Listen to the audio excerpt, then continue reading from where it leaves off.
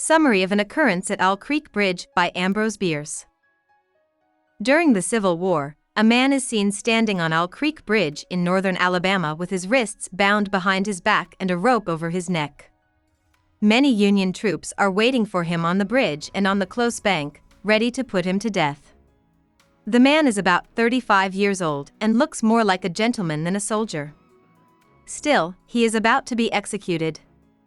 The troops keep getting ready, leaving the man on one end of a board that sticks out over the bridge and the Union sergeant on the other end.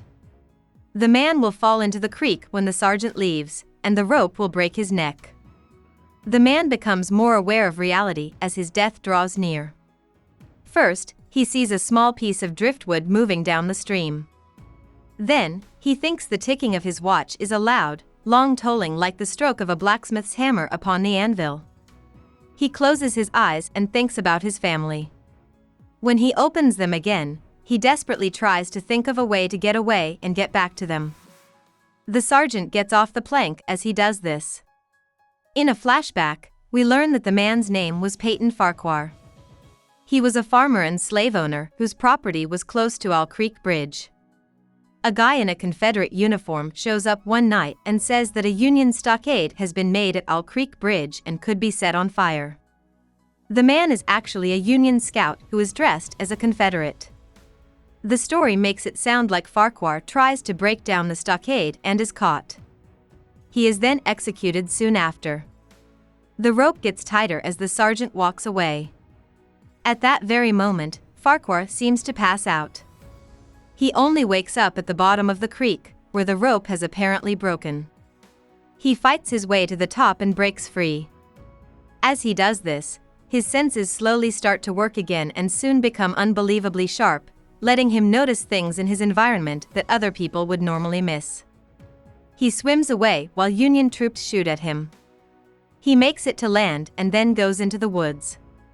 The wounds he got while he was running away are still bothering him as he walks through the bush to get home.